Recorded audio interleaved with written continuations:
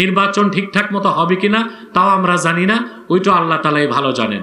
কারণ দেশি বিদেশি চক্রগুলো বাংলাদেশের পরিস্থিতিকে সিভিল ওয়ার, গৃহযুদ্ধের দিকে নিয়ে যাবার চেষ্টা করছে। আমরা যদি ঐক্যবদ্ধ না হতে পারি, আমরা কিন্তু শুধু দেশ হারাবো না, জাতিসত্তাও আমাদের বিলীন হয়ে যাবে। 54 লাখ টাকার চা বিস্কুট খাইছো 9 মাসের মিটিংয়ে, কিছুই তো করতে পারলা না। কোনো সংস্কার লাগবে না, শুধু একটা সংস্কার করো, সংবিধানের উপরে লিখে দাও বাংলাদেশের সংবিধানের মূল উৎস হবে আল কোরআন এবং সুন্নাহ। আর কোনো সংস্কার লাগবে না। শহীদ প্রেসিডেন্ট জিয়াউর রহমানকে আমি দোয়া করি, একটাই কারণ, ৭৭ সালে গণভোটের মাধ্যমে 19 দফা দাবির পক্ষে গণভোট নিয়েছিলেন জিয়াউর রহমান। তারপর তিনি সংবিধান সংশোধন করে একটা কথা লিখে দিয়েছেন, রাষ্ট্রের মূল নীতি হবে মহান আল্লাহর প্রতি আস্থা ও বিশ্বাস। আর বিসমিল্লাহির রহমানির রহিম লেখছেন, আমি এতটুক কাজের বিনিময়ে আল্লাহ তাকে নাজাত দেখেই দোয়া করি। আমি বলে দিছি, ফরহাদ যদি 500 বছর বাঁচে আর পশ্চিমাদের লেখা সব দর্শনের বই মুখস্থ করে আসে, আধা ঘন্টা আমার সাথে কথা বলার যোগ্যতা তার হবে না ইনশাআল্লাহ। ও কি পড়ছে? দর্শন পড়ছে, দর্শন। পশ্চিমাদের লেখা দর্শনের বইগুলো আমাদের কাছে 2 পয়সা মূল্য রাখে না, ওগুলোতে আমরা ঝালমুড়িও খাইতে চাই না। আমি অবাক হয়ে গেছি, বাংলাদেশের এক পীর সাহেব হিন্দুদের মন্দির করতে 7.5 লাখ টাকা দিয়েছে। হিন্দুর মেয়ে বিয়ে হয় না, বিয়ের ব্যবস্থা করে দিবে, ঘর নাই ঘর দিবে। কিন্তু কোন মুসলিম, কোন কাফের, মুশরিক, বেঈমানদের ধর্মীয় কাজে সহযোগিতা তো দূরে থাক, ন্যূনতম সমর্থন দিতে পারে না। ঈমান নষ্ট হয়ে যাবে। সেই পীর সাহেবকে বলবো, আপনি মন্দির বানাতে টাকা দিলেন কেন? আপনি হিন্দুদের ঘর বানায় দিতেন। ফেঞ্চুগঞ্জের মুসলমান কথাটা হৃদয়ের পাতায় লিখে নাও, মৃত্যু পর্যন্ত ভুলতে পারবা না। আল্লাহর হাবিব বললেন, শোনো সাহাবীরা, লাউ আসবাহা ফিকুম মুসা আলাইহিস সালাম সুম্মাত্তাবাতুমুহু ওয়া তারাকতুমুনি লাদালালতুম। যদি তোমাদের মাঝে এখনো মুসা বেঁচে থাকতো আর তোমরা যদি আমার অনুসরণ না করে মুসার অনুসরণ করতা, তোমরা সব পথভ্রষ্ট হয়ে যেতা। আরেক বর্ণনা এসেছে, রাসূলুল্লাহ বলেছেন, যদি এখনো মুসা বেঁচে থাকতো, আমি মুহাম্মদ সাল্লাল্লাহু আলাইহি সাল্লামের অনুসরণ ছাড়া মুসারও মুক্তির কোনো ব্যবস্থা থাকতো না। আল্লাহ রাসূল সাল্লাল্লাহু আলাইহি সাল্লামের সামান্যতম বিরোধিতাকারী মুসলমান হতে পারে না, কাফের হয়ে যায়। কোরআন কারিমে আল্লাহ তাআলা বলেন, ফালা ওয়া রাব্বিকা লা ইউমিনুনা হাত্তা ইউহাক্কিমুকা ফীমা শাজারা বাইনাহুম সুম্মা লা ইয়াজিদু ফি আনফুসিহিম হারাজাম মিম্মা কাদাইতা ওয়া ইউসাল্লিমু তাসলিমা। প্রিয় বন্ধুগণ, মুহাক্কিকগণ বলেন, খাদ্য 2 প্রকার। আম্মাল গিজাউ ফাহুয়া নাওআন। খাদ্য 2 প্রকার। গিজাউন তাকুমু বিহিল আবদান, এক প্রকার খাদ্য যা খেলে দেহটা ঠিক থাকে, দেহকে ঠিক রাখতে খেতে হয়। ওয়া গিজাউন তাকুমু বিহিল আরওয়াহ, আরেক প্রকার খাদ্য যা খেলে, গ্রহণ করলে রুহুটা জিন্দা থাকে। আল্লাহ রাব্বুল আলামিন মানুষের দেহটা তৈরি করেছেন মাটি থেকে, সেজন্য দেহের সব খাদ্য আসে মাটি থেকে। পক্ষান্তরে মানুষের রুহুটা এসেছে আসমান থেকে, আল্লাহর কাছ থেকে। রুহের খোরাকটাও এসেছে আসমান থেকেই। আমরা আজকে গিজায়ে রূহ, আত্মার খোরাক নেব। আল্লাহ কবুল করুন, আমিন। আমরা আজকে তেলাওয়াত করেছি সূরা আলে ইমরান থেকে 2টো আয়াত, 31 এবং 32। এই 2টো আয়াতকে কেন্দ্র করে কিছু কথা শুনবো ইনশাআল্লাহ। আমার সঙ্গে আপনারা পড়বেন, যেন প্রতিটি বাক্যের, প্রতিটি শব্দের, প্রতিটি অক্ষরের নূর আল্লাহ তাআলা আমাদের সিনায় বিকশিত করে দেন। আউযু বিল্লাহি মিনাশ শাইতানির রাজীম। বিসমিল্লাহির রাহমানির রাহিম। قل إن كنتم تحبون الله فاتبعوني يحببكم الله ويغفر لكم ذنوبكم والله غفور رحيم قل أطيعوا الله والرسول فإن تولوا فإن الله لا يحب الكافرين আল্লাহ তাআলা বলেন, প্রিয় হাবিব মুহাম্মদ সাল্লাল্লাহু আলাইহি ওয়াসাল্লাম, আপনি বলুন মানব জাতিকে, ইন কুনতুম তুহিব্বুন আল্লাহ, যদি তোমরা আল্লাহকে ভালোবেসে থাকো, ফাত্তাবিউনি, আমার অনুসরণ করো। সুবহানাল্লাহ। আল্লাহকে ভালোবাসতে হলে, আল্লাহকে পেতে হলে, আল্লাহ পর্যন্ত পৌঁছতে হলে রাসূলুল্লাহর অনুসরণ করতেই হবে। রাসূলুল্লাহর অনুসরণের বাইরে আল্লাহকে পাওয়ার, মুক্তির, কল্যাণের, নাজাতের দ্বিতীয় কোনো পথ নাই, মত নাই। রাসূলুল্লাহ সাল্লাল্লাহু আলাইহি ওয়াসাল্লামকে আল্লাহ বললেন, আপনি বলুন যদি আল্লাহকে ভালোবেসে থাকো, আল্লাহকে পেতে চাও, আমার অনুসরণ করো। তাহলে কি হবে? ইউহিব্বুকুমুল্লাহু ওয়া ইয়াগফির লাকুম যুনুবাকুম ওয়াল্লাহু গফুরুর রহিম। স্বয়ং আল্লাহ রাব্বুল আলামিন তোমাদেরকে ভালোবাসবেন আর তোমাদের জিন্দেগীর সব গুনাহগুলো মাফ করে দিবেন। আল্লাহ রাব্বুল আলামিন হচ্ছেন ক্ষমাশীল এবং অতীব দয়ালু। ঠিক তার পরের আয়াতে আল্লাহ বলেন, কুল আতিউল্লাহ ওয়ার রাসূল ফাইন তাওয়াল্লাউ ফাইন্নাল্লাহা লা ইউহিব্বুল কাফিরিন। আমাদের বাংলাদেশে 31 নম্বর আয়াত থেকে বক্তারা আলোচনা করে, কিন্তু 32 নম্বর আয়াতের আলোচনা হয় না।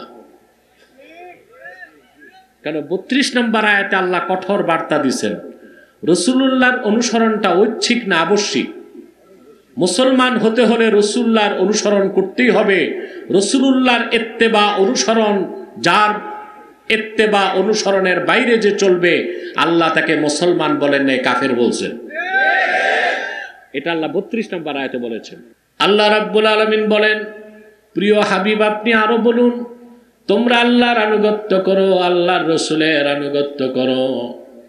যারা আল্লাহ তার রাসূলের আনুগত্য থেকে মুখ ফিরায় নিবে, আল্লাহ বলেন তারা কাফের, আর কাফেরদেরকে কোনোদিনও আল্লাহ তাআলা ভালোবাসেন না। রাসূলুল্লাহর তরিকার বাইরে, ওনার অনুসরণের বাইরে যে আল্লাহকে পাওয়ার কোনো ব্যবস্থা নাই। পৃথিবীতে যারাই ধর্ম মানে, প্রত্যেকে চায় আল্লাহকে পেতে। প্রত্যেকে ধর্ম মানে কাকে পেতে? যারা মিথ্যা ধর্ম গ্রহণ করছে, মিথ্যা আশ্রিত কল্পিত মানবরচিত ধর্ম মানে, ওদেরও অধিকাংশের ইচ্ছা হচ্ছে স্রষ্টার সন্তুষ্টি, ঠিক না? কিন্তু রাসূলুল্লাহর আনিত দ্বীনের বাইরে থেকে, ওনার সুন্নাহের বাইরে কোনো ধর্ম, অন্য কোনো ধর্মতন্ত্র মতবাদ মানার মাধ্যমে আল্লাহকে পাওয়া যাবে না। এই ঘোষণা কার? এবার আসেন, এই আয়াত নাজিল কেন হলো? ইমাম কুরতুবী লেখেন, মক্কায় যত কুরাইশ ছিল কাফের, আবু জেহেল সহ,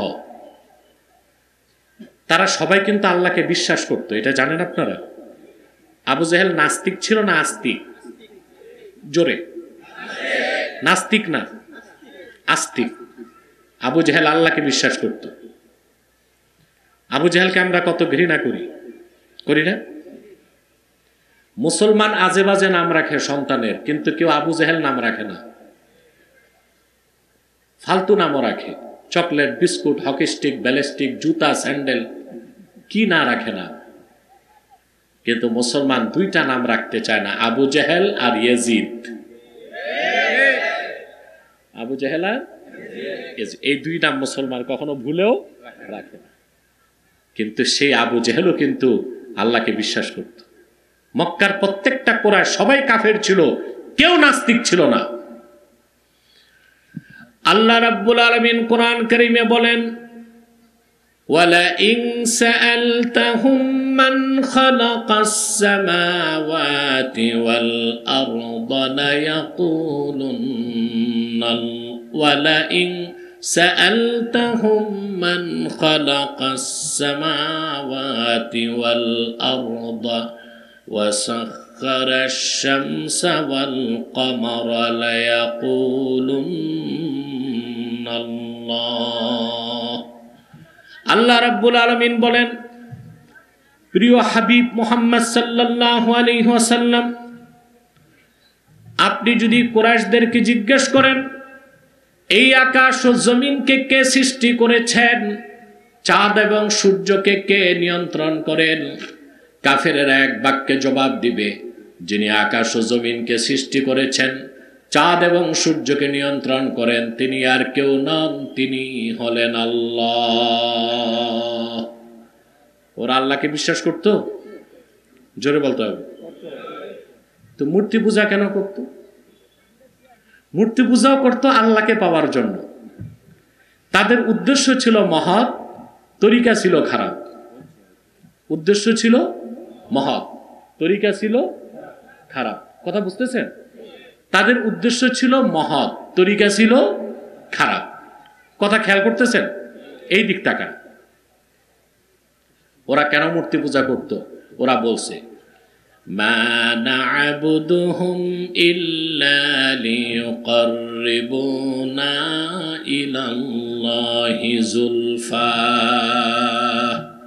আমরা যে দেবদেবী মূর্তিগুলো তৈরি করি, ইবাদত করি, এগুলোর ইবাদত করি এই জন্যে এরা যেন আমাদেরকে আল্লাহর কাছাকাছি পৌঁছায় দেয়। বলেন নাউজুবিল্লাহ।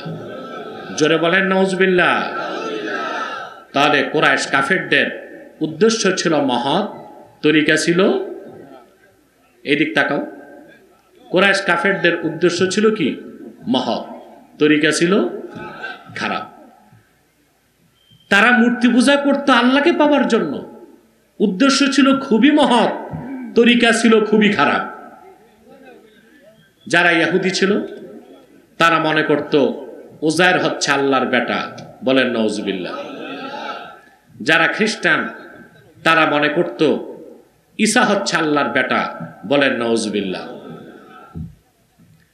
বলেন নাউজুবিল্লাহ। উজাইর আল্লাহর বেটা নন, নগণ্য দাস। ঈসা আল্লাহর বেটা নন, নগণ্য দাস। আল্লাহর কোনো বেটা নাই। লাম ইয়ালিদ ওয়া লাম ইউলাদ, তিনি কাউকে জন্ম দেননি, তিনিও কারো থেকে জন্ম নেননি। ওয়া লাম ইয়াকুল লাহু কুফুয়ান আহাদ, আকাশ ও জমিনে আল্লাহর সমকক্ষ কেউ নাই। বলেন সুবহানাল্লাহ। ইহুদিরা উজাইরের ইবাদত করত। তারা বলতো আমরা উজাইরের ইবাদত করি আল্লাহকে পাওয়ার জন্য। খ্রিস্টানরা ঈসার ইবাদত করত। তারা বলতো আমরাও ঈসার ইবাদত করি আল্লাহকে পেতে। মক্কার কুরাইশরা 360টা দেবদেবীর পূজা করত। তারাও বলতো আমরা মূর্তি পূজা করি আল্লাহকে পেতে। প্রত্যেকের উদ্দেশ্য ছিল মহৎ, তরিকা ছিল, জোরে মাতো, আরো জোরে, উদ্দেশ্য ছিল মহৎ, মহৎ, তরিকা ছিল খারাপ। উদ্দেশ্য ছিল মহৎ, তরিকা ছিল খারাপ। তখন আল্লাহ সূরা আলে ইমরানে 31 নম্বর আয়াত নাজিল করে ঘোষণা করলেন, কুল ইন কুনতুম তুহিব্বুনাল্লাহা ফাত্তাবিউনি ইউহিব্বুকুমুল্লাহু ওয়া ইয়াগফির লাকুম যুনুবাকুম ওয়াল্লাহু গফুরুর রহিম। আল্লাহ রাব্বুল আলামিন ঘোষণা করলেন, প্রিয় হাবিব মুহাম্মদ সাল্লাল্লাহু আলাইহি ওয়াসাল্লাম, আপনি ঘোষণা করুন, তোমরা যদি আল্লাহকে ভালোবেসে থাকো, আল্লাহকে পেতে চাও, আল্লাহর সান্নিধ্য লাভ করতে চাও, ফাত্তাবিউনি, আমার অনুসরণ করো। তার মানে আমার অনুসরণের বাইরে যে আল্লাহর ভালোবাসা পাবার কোনো ব্যবস্থা নাই। সুবহানাল্লাহ। তাহলে এখান থেকে একটি বিষয় স্পষ্ট হয়ে যায়, আমরা বুঝতে পারি যে রাসূলুল্লাহ সাল্লাল্লাহু আলাইহি সাল্লামের আনিত দ্বীনের বাইরে থেকে মুসলমান হওয়া যায় না, ওনার আনিত তরিকার বাইরে চলে মুসলিম হওয়া যায় না, আল্লাহকে পাওয়ার কোনো ব্যবস্থা নাই। বাংলাদেশে এখন আলেমদের সাথে বাউলদের দ্বন্দ্ব হচ্ছে। বাউলদের ধর্ম বিশ্বাস কি জানেন? তাদের ধর্ম বিশ্বাস হচ্ছে যে যার ধর্ম পালন করুক, সমস্যা নাই। বলেন নাউজুবিল্লাহ। ওরা লালনের মতবাদ বিশ্বাস করে। ওরা বলতে চায় যে যার ধর্ম পালনের মাধ্যমে স্রষ্টাকে পেতে পারে। বলেন নাউজুবিল্লাহ। এই কথা কোরআনের কথার সাথে সংঘর্ষ হয় কিনা? আল্লাহর কোরআনের বক্তব্যের সাথে যার আকীদা ও বিশ্বাসের বক্তব্যের সংঘর্ষ হবে, সে কোনোদিন মুসলমান হতে পারে না। পারে? এ বাউলরা হচ্ছে ফাউল। এ বাউলদের সবচেয়ে বড় নেতা এখন জেলে। জেলে যাওয়ার পর কিছু নাস্তিক বামপন্থী তার পক্ষ নিয়েছিল। আমরাও হুঁশিয়ারি করে দিছি, সাবধান হয়ে যাও। তৌহিদি জনতার নাম শুনলে ভয় পাও, তৌহিদি জনতা রাজপথে নামলে দেশ ছেড়ে পালাবা। আমি ধন্যবাদ জানাই আদালতকে যে তারা সেই কুখ্যাত বাউল নেতাকে জামিন দেয় নাই। সেজন্য আমি আদালত কর্তৃপক্ষকে ধন্যবাদ জ্ঞাপন করছি। এবং আল্লাহর শানে যে বেয়াদবি করেছে সেই কুখ্যাত বাউল, তার সর্বোচ্চ শাস্তি মৃত্যুদণ্ড চাই আমরা। আল্লাহর শানে বেয়াদবি করা, আল্লাহর শানে বেয়াদবি করা, রাসূলুল্লাহর শানে বেয়াদবি করা, কোরআন বিরোধী বক্তব্য দেওয়া, এটা বাক স্বাধীনতা নয়, এটা ইসলাম দ্রোহিতা। আপনাদের কাছে আমার প্রশ্ন, রাষ্ট্রদ্রোহীর শাস্তি কি? জোরে মাতো। রাষ্ট্রদ্রোহী বড় অপরাধী না ইসলাম দ্রোহী? আল্লাহর শানে যে বেয়াদবি করে, রাসূলুল্লাহর শানে যে বেয়াদবি করে, সে তো জিন্দিক, ইসলাম দ্রোহী, মুরতাদ। যদি রাষ্ট্রদ্রোহীর শাস্তি মৃত্যুদণ্ড হয়, তার আগে ইসলাম দ্রোহীর শাস্তি মৃত্যুদণ্ড আমরা চাই। বলে এটা বাক স্বাধীনতা। এটা বাক স্বাধীনতা না বাক স্বেচ্ছাচারিতা? যা খুশি তা কি মানুষ বলে না পাগলে? আর ফ্রিডম অফ এক্সপ্রেশন, মনে যা আসলো তাই করলাম, এটা কি মানুষের কাজ না পশুর কাজ? তো বাম আর রাম আর নাস্তিকরা পক্ষ নেয় সবসময় নাস্তিকদের। কারণ কথা আছে, কাফেরে কাফেরে মাস তুতু ভাই, ঠিক কিনা? আচ্ছা ভাই, বাক স্বাধীনতা কি এই যা খুশি তা বলা যায়? আপনি আপনার শ্বশুরকে বললেন আসসালামু আলাইকুম দুলাভাই কেমন আছেন, তার মেয়ে আর রাখতে পারবেন? আপনি যদি বলেন this is my freedom of speech, এটা আমার বাক স্বাধীনতা, চলবে? শ্বশুর মনে করবে কোন পাগলা হারামজাদার কাছে মেয়ে বিয়ে দিলাম। তাহলে বাক স্বাধীনতা এক জিনিস, বাক স্বেচ্ছাচারিতা, সাউন্ড বাড়বে। বাক স্বাধীনতা এক জিনিস, বাক স্বেচ্ছাচারিতা আরেক জিনিস। মন যা চায় তা কি করা যায়? কথা বলেন। দুঃখজনক সত্য, বাউলদের পক্ষ নিছে এনসিপি। কারা? National children party. এরা পক্ষ নিছে, বাউলদের পক্ষ নিছে। এটা আমি খুব কষ্ট পেয়েছি। যারা জুলাই যোদ্ধা, দেশকে স্বাধীন করছে, তারা এত জলদি চেঞ্জ হয়ে গেল, পরিবর্তন হয়ে গেল। কোন মহলকে খুশি করে তারা ক্ষমতায় যেতে চায়? এমনি তো সিট পাবে না 2.5টা না 3.5টা, 3টাও সিট পাবে না। তারপর ইসলাম বিরোধিতায় লিপ্ত হয়ে রাজনীতিও চলবে না বাংলাদেশে, থাকাও যাবে না। যা মনে চায় তাই করা কি মানুষের কাজ না পাগলের কাজ? মনে করেন এনসিপি নেতারা বক্তব্য দিচ্ছে, আরেকজন স্টেজের উপরে উঠে পেশাব করতেছে, অপরাধ হবে? কথা বলে হবে তো? যে পাগলামি করতেছে সে যদি বলে এটা আমার মনের স্বাধীনতা, চলবে? চোর চুরি করছে, পুলিশ ধরবে? কথা বলেন। পুলিশ যদি, চোর যদি বলে এটা আমার মনের স্বাধীনতা, চুরি করতেই পারি, আমি স্বাধীন মানুষ, মানা যাবে?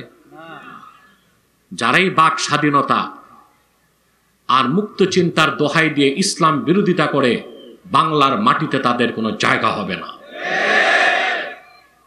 ঠিক কিনা? এই বাউলরা হচ্ছে ফাউল, তারা ইসলাম বিরোধী এবং লালনের ধর্ম প্রচার করে।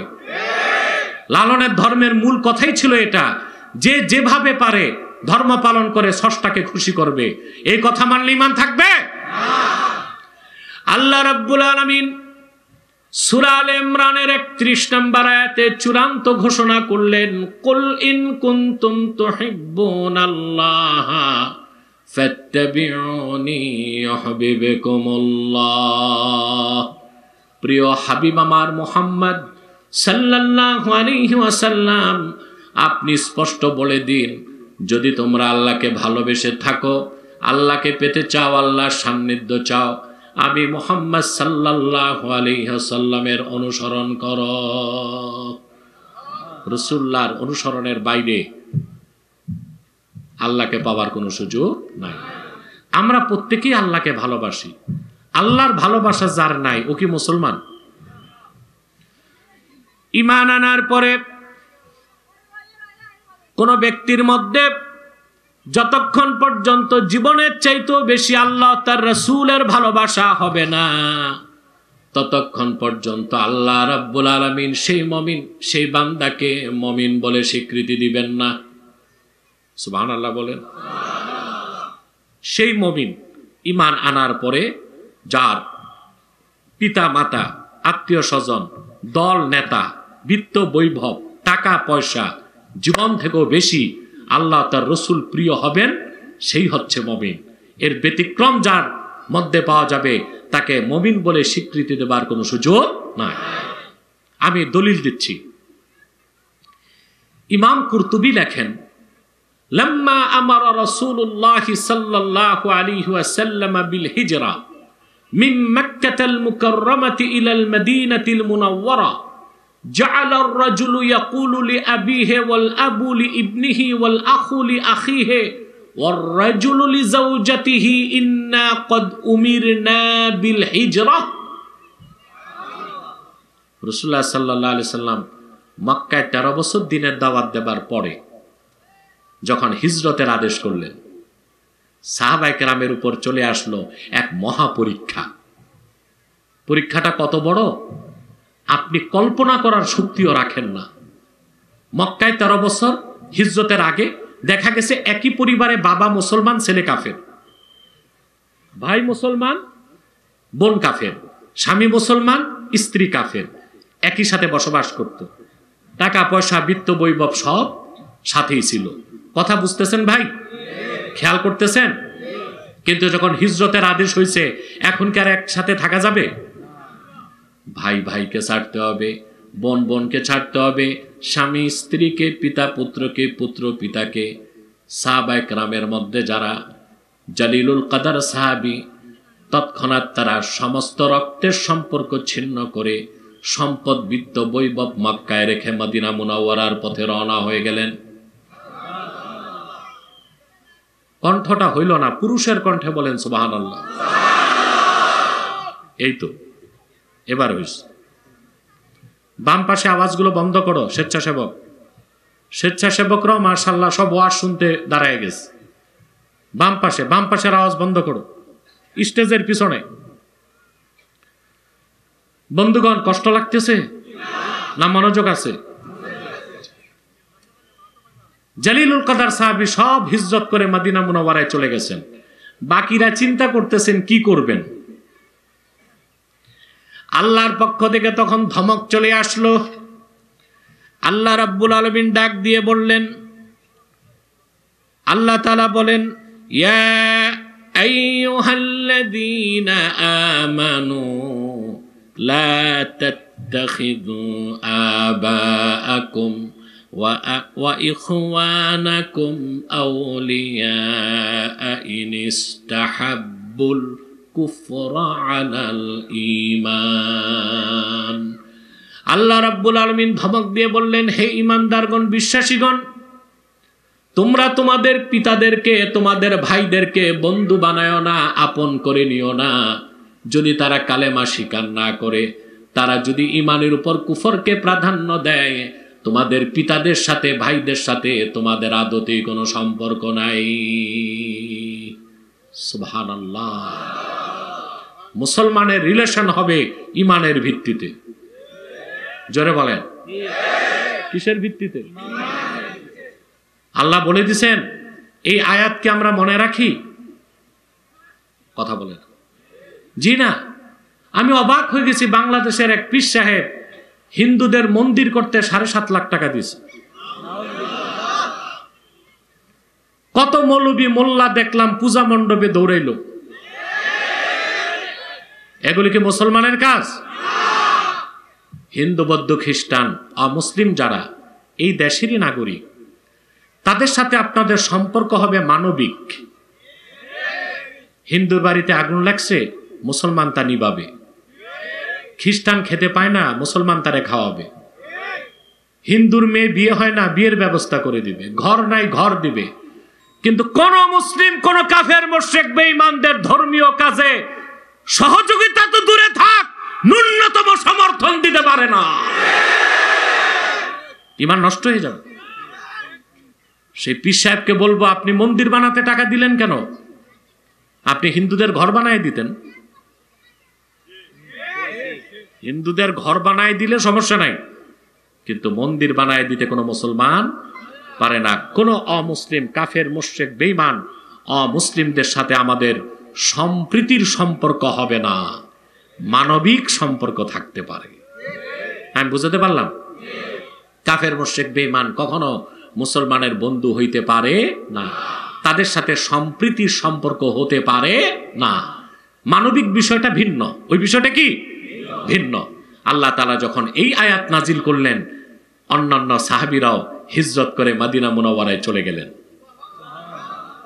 তারপরও কিছু সাহাবী রয়ে গেছেন। এবার আসলো আল্লাহর পক্ষ থেকে চূড়ান্ত ধমক।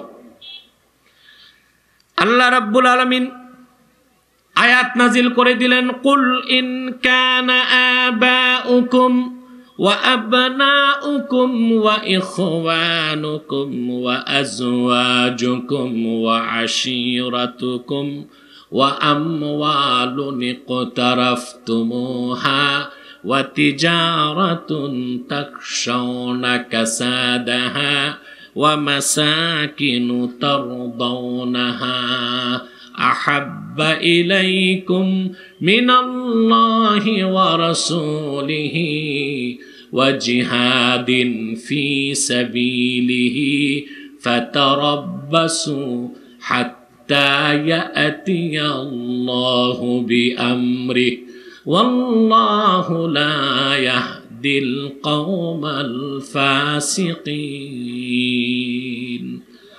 আল্লাহ রাব্বুল আলামিন কোরআন কারীমের চূড়ান্ত ঘোষণা করলেন।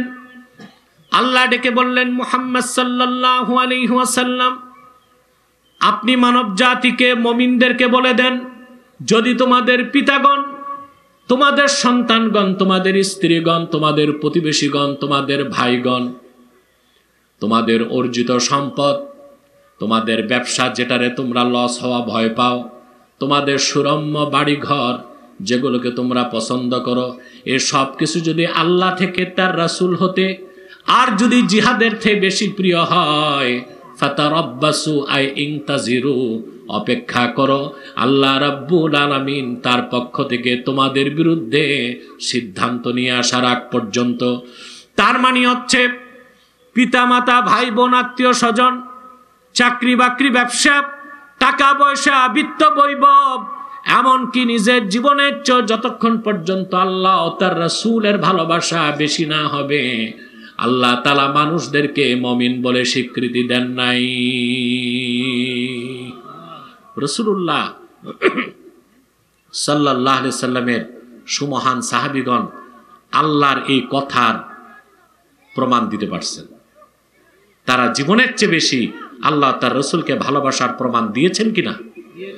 এই আয়াত নাজিলের পর আর একজন সাহাবী মক্কায় ছিলেন না, সব চলে গেলেন মদিনাতুল মুনাওয়ারায়। এবং আল্লাহ তার রসুলের ভালোবাসা তাদের অন্তরে জীবনের চেয়ে বেশি ছিল, এই পরীক্ষা প্রমাণ তারা দিতে পেরেছেন। বলেন সুবহানাল্লাহ। হাদিস সাক্ষ্য দেয় মুসাব বিন উমাইর ছিলেন বদর যুদ্ধে রাসূলুল্লাহর সাহাবী, আর রাসূলুল্লাহর বিপক্ষে ছিল তারই আপন ভাই আমের বিন উমাইর। এক ভাই ইসলামের পক্ষে, আরেক ভাই ইসলামের বিপক্ষে। যেখানে ইসলাম সেখানে রক্তের সম্পর্ক, দলীয় সম্পর্ক এগুলো প্রাধান্য পায় না। রিলেশনের একমাত্র মানদণ্ড হবে ঈমান এবং ইসলাম। ঈমান এবং ইসলাম, এটাই তো আমাদের ইসলামী সভ্যতার মূল ভিত্তি। এর থেকে আমরা যদি সরে যাই, আমরাও যদি বিগত 15 বছর যেগুলো শুনছি নাস্তিকদের মুখে, ধর্ম যার যার রাষ্ট্র সবার, ধর্ম যার যার উৎসব সবার, কে মুসলিম কে অমুসলিম এটা বড় কথা না, আমরা মুসলমান। আমরা যখন এগুলো লেবাসদারি দাড়িওয়ালা টুপিওয়ালাদের মুখে শুনি, তখন আমাদের কলিজায় আঘাত লাগে যে নাস্তিকদের ভাষা আস্তিকদের মুখে কেন, বেঈমানদের ভাষা আলেমদের মুখে কেন। এটা আমাদেরকে আহত করে, ব্যথিত করে, এবং আমরা নিরাশ হয়ে যাই। তো বাংলাদেশে কি ইসলামী সভ্যতাকে আর টিকানো যাবে না? আমাদের ন্যারেটিভ, আমাদের উক্তি, আমাদের স্টেটমেন্ট, আমাদের বক্তব্য তা কখনোই কোরআন সুন্নাহর বিপক্ষে যেতে পারবে না। এই কনসেপ্ট বুকে থাকতে হবে। যদি এটা বুকে না থাকে তা আপনি সব জায়গায় ব্যর্থ হবেন। পরকালও জান্নাত পাবেন না, আর দুনিয়া তো আপনি কাঙ্ক্ষিত সফলতায় পৌঁছতে পারবেন না। কথা বুঝতেছেন ভাই? মুসাব বিন উমাইর রাসূলুল্লাহর পক্ষে যুদ্ধ করছেন, আর তার আপন ভাই রাসূলুল্লাহর বিপক্ষে, কারণ সে ছিল কাফের। বদর যুদ্ধে আল্লাহ তার হাবিবকে মহাবিজয় দান করছেন। 70 জন কাফের বন্দী হলো, 70-এর একজন ছিল মুসাব বিন উমাইরের আপন ভাই, কাফের ছিল। হাত পাও শক্ত করে বাঁধা হয়েছে। আচ্ছা ভাই, আপনারা কি বিদ্যুতে পয়সা দিয়া করেন না ফ্রি বিদ্যুৎ? লাইট জ্বালাইছেন কেন দিনের বেলা? একই অবস্থা। এর চেয়ে বেশি অপচয় আছে নাকি দুনিয়ায়? দিনের বেলা দুপুর বেলা সব লাইট জ্বালাই দিয়েছেন। আমি ভাবছি ফেঞ্চুগঞ্জে বোধহয় কারেন্টের টাকা নেয় না। না নেয়। লাইটগুলো বন্ধ করলে তো মাইকে আওয়াজ বাড়ে। লাইটগুলো বন্ধ করে, এটা তো গুনাহ হবে, অপচয় হবে। প্রিয় ভাইরা, কথা শুনতেছেন? মুসাব বিন উমাইরের আপন ভাই বন্দী হলো, সাহাবা একরাম তার হাত পাও শক্ত করে বেঁধে দিয়েছেন। চতুর আমের বিন উমাইর সাহাবা একরামকে বললেন, ভাইরা আমি তো রাসূলুল্লাহর সাহাবী মুসাবের আপন ভাই। পরিচয়টা দিছে সুবিধা নিতে। এই কথা শুনে সাহাবা একরাম মুসাব বিন উমাইরের হাতের বাঁধন ঢিলা করে দিয়েছেন। সকালবেলা মুসাব বিন উমাইর যখন আসলেন, সাহাবীগণ বললেন যে আপনার ভাই পরিচয় পেয়ে তার হাত পায়ের বাঁধন আমরা ঢিলা করে দিছি। এবার শোনেন মুসলমান, মুসাব বিন উমাইর কি জবাব দিছেন। মুসাব বিন উমাইর বললেন, সাহাবীরা শোনেন, কাবার মালিক আল্লাহর কসম করে বলছি, যে কুলাঙ্গার রাসূলুল্লাহর বিরুদ্ধে হাতে অস্ত্র নিতে পারে, এই রকম কুলাঙ্গার আমার ভাই হতে পারে না। বাঁধো, শক্ত করে তার হাত পাও বেঁধে দাও। তার মায়ের প্রচুর টাকা, মনে মনে আমারও মা, পরিচয় দেয় না। তার কাছ থেকে উচ্চ মুক্তিপণ আদায় করে তারে ছাড়ো। এই মুসাব বিন উমাইর রাদিয়াল্লাহু তাআলা আনহু পরীক্ষা উত্তীর্ণ হয়েছেন কিনা? কথা বলে না। আল্লাহ তার রাসূলের ভালোবাসা সবকিছুর ঊর্ধ্বে। সুবহানাল্লাহ বলবেন না? উহুদ যুদ্ধে মুসাব বিন উমাইর আল্লাহ রাসূলের সামনে দাঁড়িয়ে যুদ্ধ করতে করতে শাহাদাত বরণ করছে, জীবনটাই দিয়ে দিলেন। হাদিস সাক্ষ্য দেয় উহুদ ময়দানে 70 জন সাহাবী শাহাদাত বরণ করেছেন। এই 70 জনের একজন ছিল মুসাব বিন উমাইর। উহুদ যুদ্ধে যারা রাসূলুল্লাহর সাহাবী যারা শাহাদাত বরণ করেছেন, তাদের কাফন লাগে নাই, গোসলও লাগে নাই, কারণ শহীদ ব্যক্তির রক্ত আল্লাহর কাছে মেশকাম্বরের চেয়ে দামি। 70 জন সাহাবীর লাশ রাখা হয়েছে। রাসূলুল্লাহ জানাজার নামাজ পড়াবেন। আল্লাহর হাবিব মুসাব বিন উমাইরের সামনে যে দাঁড়ালেন, মুসাব বিন উমাইরের সমস্ত শরীর ক্ষতবিক্ষত হয়ে আছে, রক্তে তার দেহটা রঞ্জিত হয়ে আছে। আল্লাহর হাবিব সাহাবা একরামকে বললেন, সাহাবীরা, এই হচ্ছে আমার সাহাবী মুসাব বিন উমাইর। ইসলাম গ্রহণের আগে আমি তাকে দেখেছি। ওয়ালাকাদ রাআইতুহু ওয়া আলাইহি বুরদান লা তুরাফু কিমাতুহুমা ওয়া ইন্না শিরাকান আলাইহি মিন যাহাবিন। আমি মুসাবকে দেখেছি ইসলাম গ্রহণের আগে, এত মূল্যবান দুইটা চাদর তার শরীরে দেখেছি যার মূল্য কত কারো জানা ছিল না। আর আমার মুসাব যে জুতা পায়ে দিয়া হাঁটতো, সেই জুতার ফিতা ছিল খাঁটি সোনার তৈরি। সব উৎসর্গ করলেন। মুসাব বিন উমাইর রাদিয়াল্লাহু তাআলা আনহু সবকিছু উৎসর্গ করে দিলেন আল্লাহ তার রাসূলের ভালোবাসায়। সুবহানাল্লাহ বলবেন না?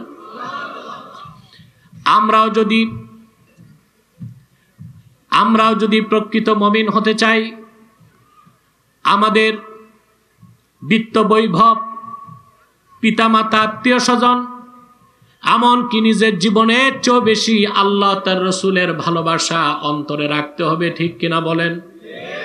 যতক্ষণ পর্যন্ত আল্লাহ তার রাসূলের ভালোবাসা জীবনের চেয়ে বেশি না হবে, ততক্ষণ পর্যন্ত আপনার ঈমান পরিপূর্ণ হবে না।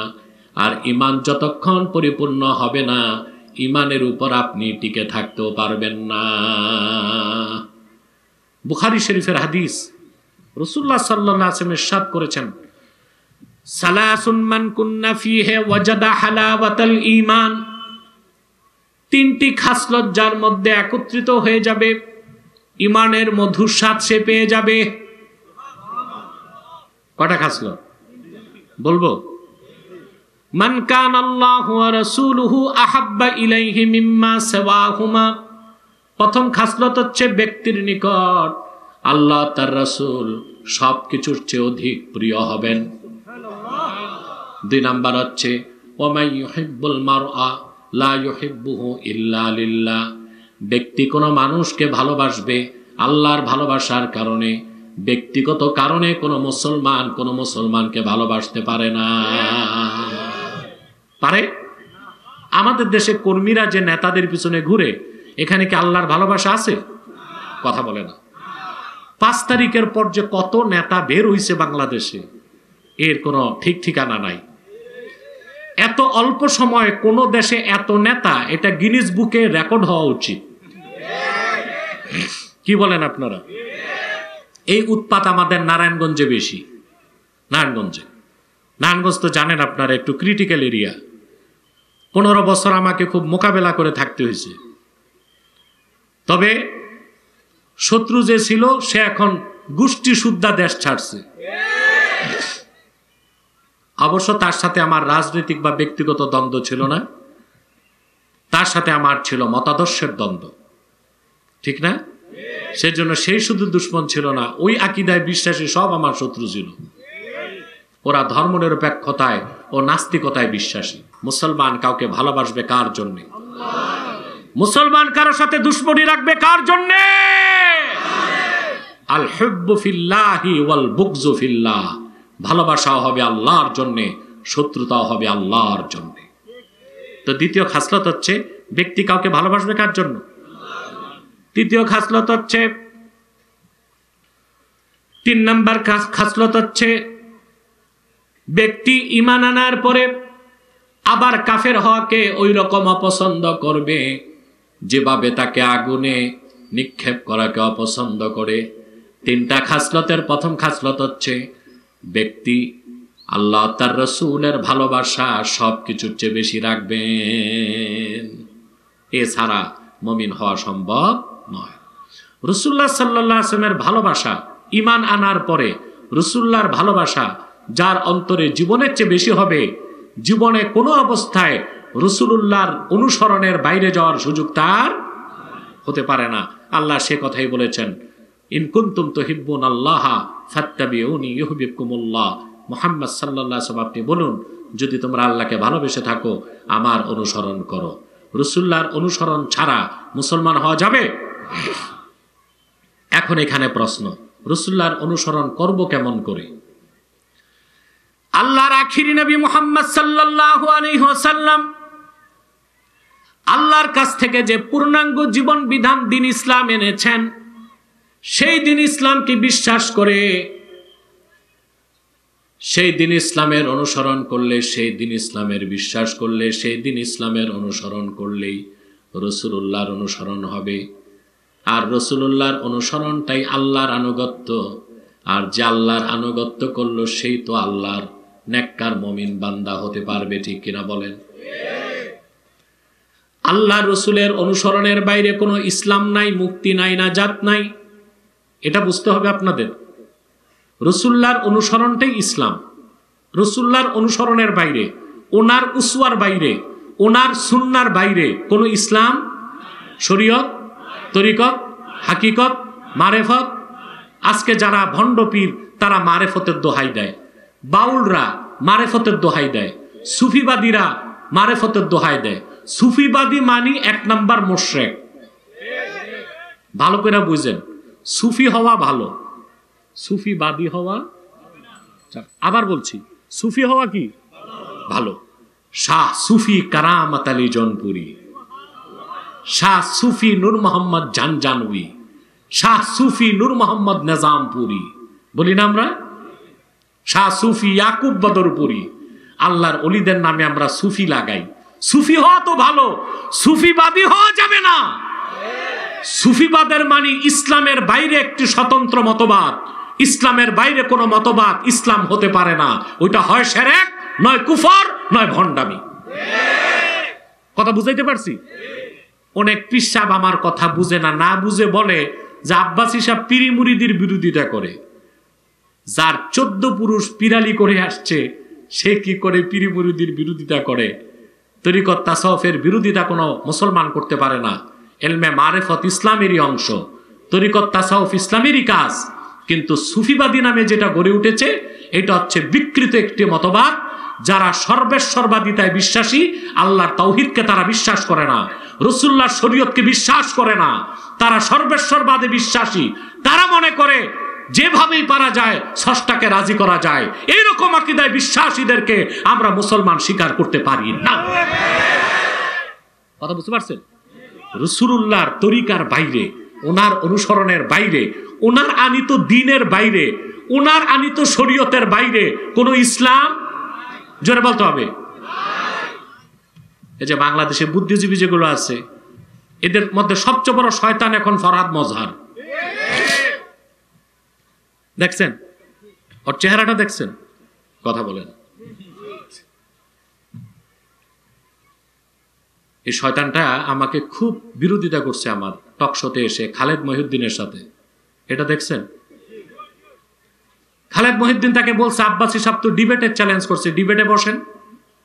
বলে না, তার সাথে বসবো না, কারণ ও জানে ওর বড় ভাই শাহরিয়ার কবির ডিবেটে হারছে। তো বড় ভাই যেখানে বোল্ট আউট, ছোট ভাই তো পাত্তাই পাবে না। কথা বলে না।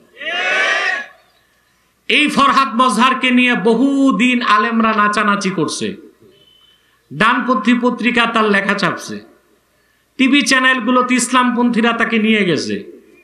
ভাবসা এমন ছিল যে ফরহাদ মজহারি তাদের পীর সাহেব। ফরহাদ তার আসল মুখোশ খুলে দিছে, সে ইসলামকেই বিশ্বাস করে না। সে বলছে আমি মুসলিম কি হিন্দু এটা আমি জানি না। আমার সাথেও ডিবেটে বসবে।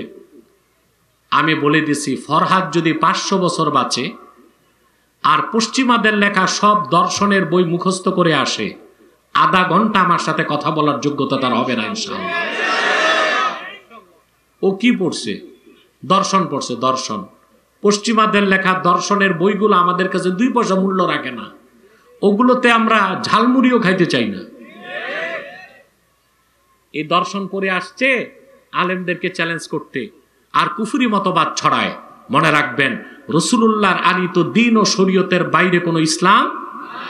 তো তারা কি প্রচার করে? তারা বলে যে ইসলামের ভার্সন আছে। নাউজুবিল্লাহ বলবেন? বলে এইটা পলিটিক্যাল ইসলাম, এইটা রেডিক্যাল ইসলাম, আমাদেরটা সুফিবাদী ইসলাম। ইসলামের ভার্সন আছে। মানুষ যেটা বানায় সেটার ভার্সন থাকে, মানুষ যেটা বানায় সেটার প্যাটার্ন থাকে।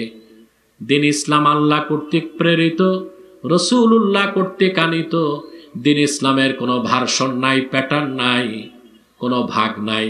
ইসলাম ভাগ হয় না, মুসলমান ভাগ হতে পারে। ইসলাম ভাগ হয় না, মুসলমান ভাগ হইতে পারে। ইসলামের কোনো ভাগ নাই, ইসলাম একটাই।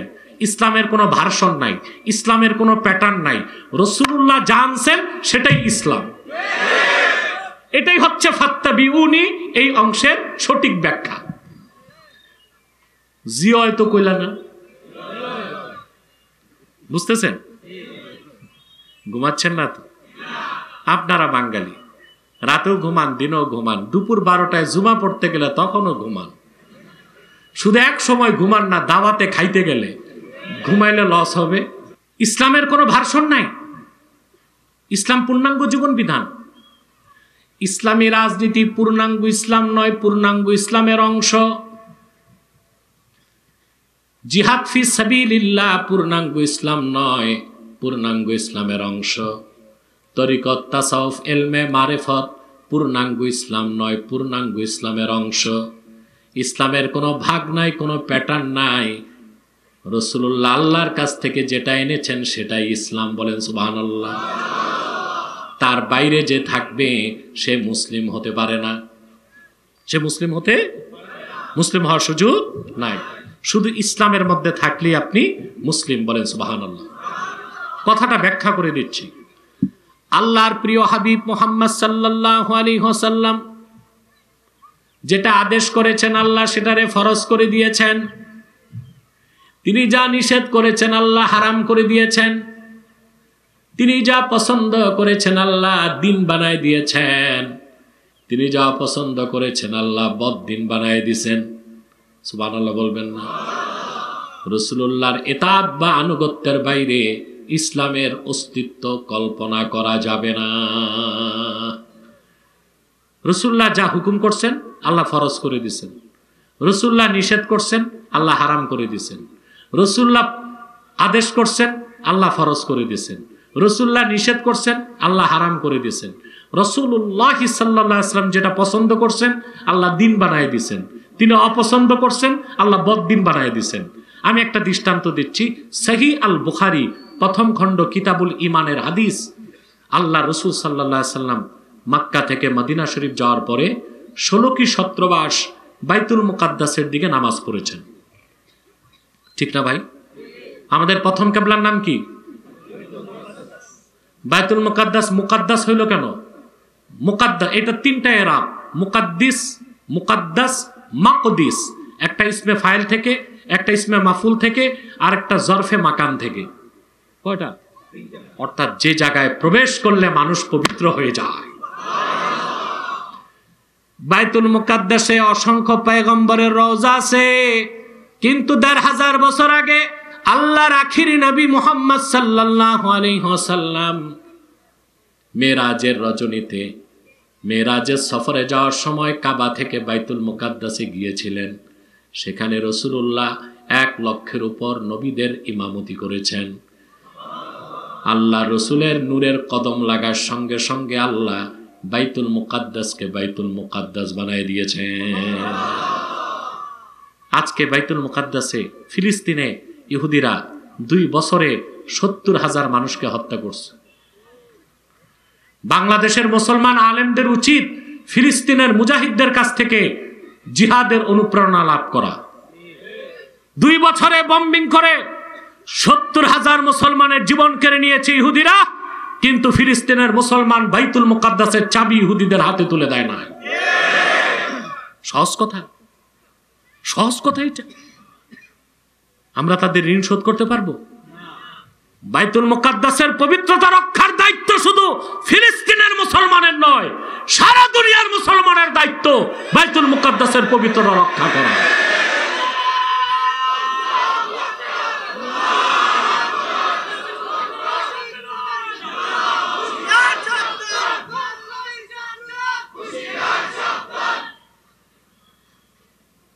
সাতান্নটি মুসলিম রাষ্ট্র যদি আজ জাতিগত পরিচয় বিভক্ত না হতো, মুসলিম পরিচয় এক হতে পারত। ইহুদিদেরকে ইসরায়েল থেকে বিতাড়িত করতে মুসলমানের 1 ঘন্টা সময় লাগত। 57টি মুসলিম রাষ্ট্রের সৈন্যবাহিনী আছে প্রায় 50 লাখ। কত? যদি খেলাফত ব্যবস্থা পৃথিবীতে থাকতো, খলিফা নির্দেশ করতেন বাইতুল মুকাদ্দাস উদ্ধার করো, দুনিয়ার প্রতিটি জনপদ থেকে মুসলমান অস্ত্র হাতে ফিলিস্তিন চলে যেত। এটা হতে দিচ্ছে না জাতিসংঘ, হতে দিচ্ছে না গণতন্ত্র। কারণ গণতন্ত্রের ভাষায় প্রত্যেকটা রাষ্ট্র জাতিরাষ্ট্র। বাংলাদেশিদের বাংলাদেশ, আফ্রিকানদের আফ্রিকা, সুদানিদের সুদান। এই জাতিগতভাবে আমাদেরকে ভাগ করে দিয়েছে, কিন্তু আমরা সবাই একটা জাতি, মুসলমান। এই পরিচয় লালন করে ইসলামের দীক্ষা যদি গ্রহণ করতে পারতাম, তো 200 কোটি মুসলমানের তো গুলি চালাইতে হয় না, পেশাব করলে 50 লক্ষ ইহুদি ভূমধ্য সাগরে ভেসে যেত। এক হইতে পারি নাই আমরা, এটা আমাদের দুর্ভাগ্য। বলছিলাম 70,000 মুসলমান শহীদ হলো, বাইতুল মুকাদ্দাসের চাবি তুলে দেয় না ইহুদিদের হাতে। কারণ মুসলমান জানে বাইতুল মুকাদ্দাস আমাদের প্রথম কেবলা, যেখানে আল্লাহর হাবিবের নূরের কদম লাগছে। আল্লাহু আকবার। 16 কি 17 মাস রাসূলুল্লাহ সাল্লাল্লাহু আলাইহি সাল্লাম বাইতুল মুকাদ্দাসের দিকে নামাজ পড়েছেন, কিন্তু রাসূলুল্লাহর মনের টান ছিল কাবার দিকে। কোন দিকে? রাসূলুল্লাহর মনটা চাইতো কাবা যদি কেবলা হতো, কারণ কাবা নির্মাণ করেছেন ওনার দাদা ইব্রাহিম খলিল। কাবাগর নির্মাণের 40 বছর পর বাইতুল মুকাদ্দাস নির্মাণ হয়েছে। কত বছর পর? অবশ্য কাবাগরের প্রথম ভিত্তি স্থাপন করছে ফেরেশতারা আদমের সময়, নূহের বন্যার সময় তা উঠায় নেওয়া হয়েছে। পরে ইব্রাহিম আলাইহিস সালাম সেখানে আবার কাবাগর নির্মাণ করছেন। কথা বুঝতেছেন ভাই? সেটা ভিন্ন সাবজেক্ট, সেদিকে আর যেতে চাচ্ছি না। রাসূলুল্লাহর মন চাইতো কাবা যদি কেবলা হইতো। সুবহানাল্লাহ কইবেন? কাবা যদি। আল্লাহর হাবিব আল্লাহর কাছে মুখে কিছু বলেন নাই, শুধু আকাশের দিকে তাকাতেন। আল্লাহ কোরআনে বলেন, ক্বাদ নারা তাকাল্লুবা ওয়াজহিকা ফিস সামা ফালানুওয়াল্লিয়ান্নাকা কিবলাতান তারদাহা। আল্লাহ রাব্বুল আলামিন ডাক দিয়ে বললেন, প্রিয় হাবিব মুহাম্মদ সাল্লাল্লাহু আলাইহি ওয়াসাল্লাম, বারবার আপনি আকাশের দিকে তাকান, আমি লক্ষ্য করি। আয়াত থেকে বোঝা যায় রাসূলুল্লাহ যতবার তাকাতেন আল্লাহর দেখতে তত ভালো লাগতো। অচিরেই আপনার মন যেটাকে পছন্দ করে সেটাকে আমি কিবলা বানায় দিব। 16 কি 17 মাস হয়ে যাবার পরে আল্লাহর হাবিব সাল্লাল্লাহু আলাইহি ওয়াসাল্লাম মসজিদ নববী থেকে 7 কিলোমিটার দূরে একটা মসজিদ আছে, তার নাম জুল কেবলাতাইন। হাজী সাহেবরা গেছেন কিনা? 2 কেবলার মসজিদ, সামনেও মেহরাব, পিছনেও মেহরাব। সুবহানাল্লাহ। আল্লাহ রাসূল সাল্লাল্লাহু আলাইহি সাল্লাম সাহাবায়ে কেরামকে নিয়ে আসর নামাজ পড়তেছিলেন। 2 রাকাত হওয়ার পর জিবরিল আসছে আদেশ নিয়ে। আল্লাহ ডাক দিয়ে বললেন, ফাওয়াল্লি ওয়াজহাকা শাতরাল মসজিদিল হারাম। দোস্ত আমার মুহাম্মদ সাল্লাল্লাহু আলাইহি ওয়াসাল্লাম, আপনার মন চায় কাবাকে কিবলা বানায় দেই, এখন বানায় দিলাম, আপনার চেহারা কাবার দিকে ঘুরান। আল্লাহর হাবিব যা আদেশ করেছেন সেটা ফরজ হয়ে গিয়েছে, তিনি যা নিষেধ করেছেন সেটা হারাম হয়ে গিয়েছে, তিনি যেটা পছন্দ করেছেন সেটা দিন হয়ে গেছে, তিনি যা পছন্দ করেছেন সেটা বদ্দিন হয়ে গেছে। কারণ রাসূলুল্লাহর অনুসরণ আনুগত্যের বাইরে কোনো ইসলাম নাই। তিনি ১৫০০ বছর আগে যে দিন এনেছেন, যে শরীয়ত রেখে গেছেন, যে সুন্নাহ রেখে গেছেন, তার পরিপূর্ণ বিশ্বাস থাকতে হবে, অনুসরণ থাকতে হবে।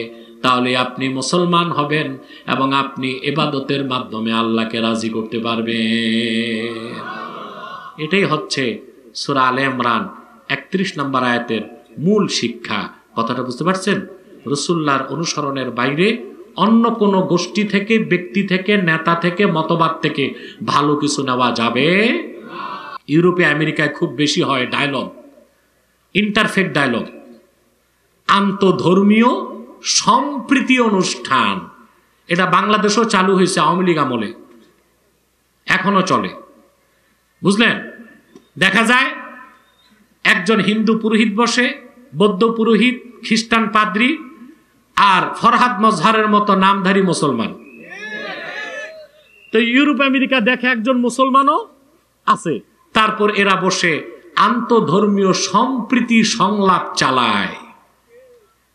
কতটা গুমরাহি চিন্তা করে দেখেন।